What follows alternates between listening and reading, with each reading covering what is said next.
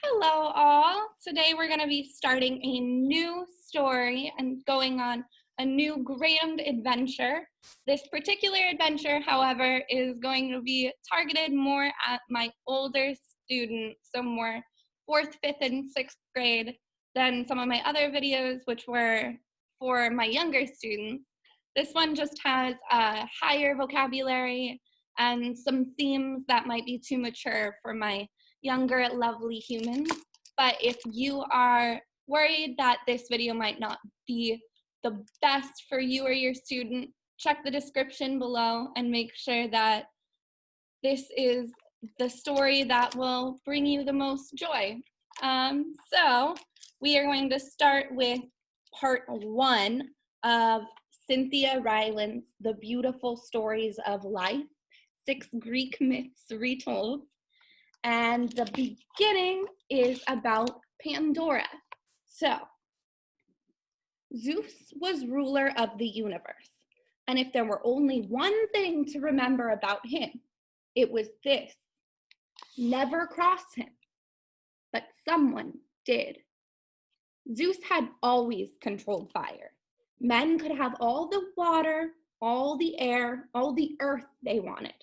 But fire would remain with the gods, for it was the source of all creation.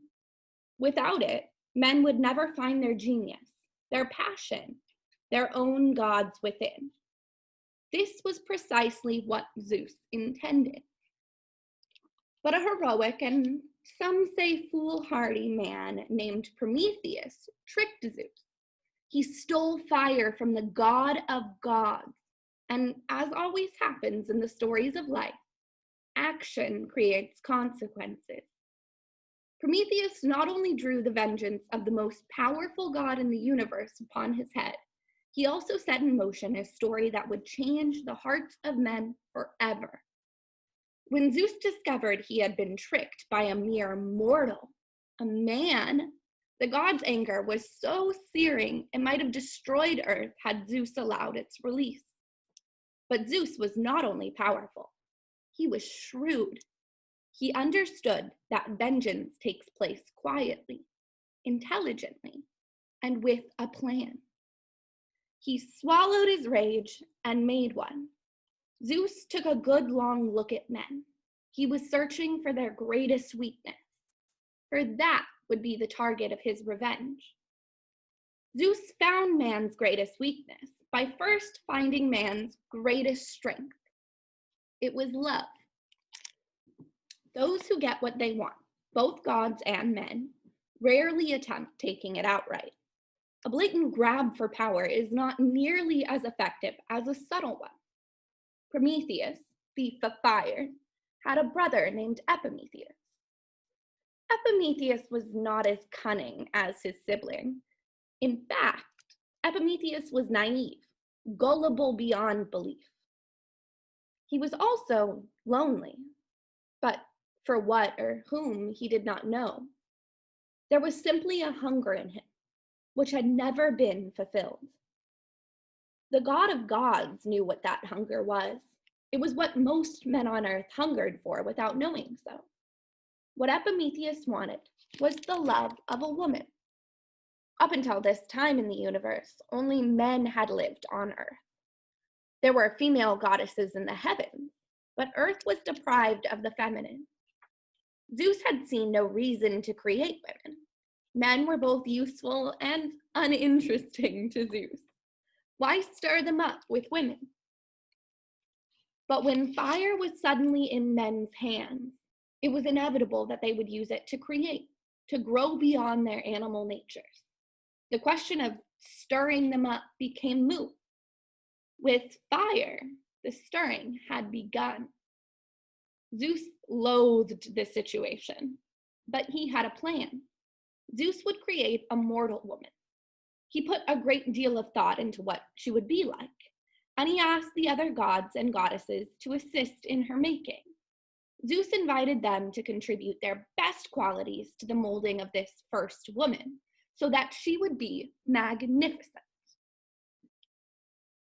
Naturally, they all accepted the invitation.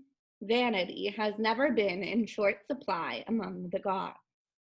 Aphrodite gave her beauty, Apollo gave her intelligence, Hermes gave her cleverness, and so it went, god by goddess, until finally the first mortal woman was complete, and she took her first breath of life. Her name was Pandora. Pandora would be a gift from Zeus to Epimetheus, brother of Prometheus, thief of fire. Zeus would send Pandora with all her beauty, intelligence, cleverness, and rare femininity to Epimetheus, who was both innocent and desperate enough to accept an unearned gift from the most powerful god in the universe. Epimetheus would accept that gift, in spite of the warnings from his brother, who was certain Zeus was up to something. Pandora did not arrive empty-handed. She was delivered to Epimetheus along with a beautiful, ornate box, which came with specific instructions from Zeus. The box was not to be opened. Epimetheus accepted this condition without question. He did not care what was in the box. He had what he wanted and was lost in his love for her. He had Pandora. And beautiful Pandora loved Epimetheus in return. Of course she would. She was the essence of femininity, and she instinctively gave her heart and soul to her husband. With her beauty, she pleased him. With her intelligence, she understood him. With her cleverness, she delighted him. Pandora was everything Epimetheus had ever wanted, and he no longer hungered for anything in the world. Pandora, as well, was deeply satisfied with her lot. She loved being a woman and wanted nothing more than to give her husband anything that might make him happy. This is why she could not stop thinking about the box. Surely, thought Pandora, whatever was inside the box was meant for Epimetheus, just as she was meant for him. Surely something wonderful was in there, a wedding gift from Zeus perhaps, meant to tease them a while until the time came to lift up the lid. Pandora waited for word from Zeus, but it did not come. Her husband was not troubled. He was too content. Epimetheus was a man of small mind and not one to care about finding answers to mysteries. But Pandora was made of the gods, and she cared. She cared about why things were as they were and what might be found inside a forbidden box. Being made of the gods, Pandora was perfect in every way, perfect in all ways, except one. She lacked one quality that none of the gods ever needed, and so could not have given her. Pandora lacked patience. Waiting for something requires a strength unknown to the gods, for they have their own magic, and they concoct their own stories. Patience is a purely human strength, sustained by hope. And if it is inspired by deep love, patience can be in its own way invincible. Beautiful Pandora could not even imagine such a quality. So one day she grew tired of waiting, and she opened the box. Pandora first thought they were butterflies, the dozens of winged creatures that flew from inside. She reached for them, then caught her breath, horrified. Each winged creature had the face of a demon. Pandora was paralyzed with disbelief as they flew from the box, hovered a moment so she might look into their empty eyes, then disappeared through the window out into the world.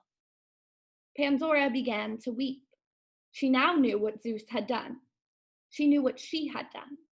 Together they had unleashed a multitude of sufferings upon mankind.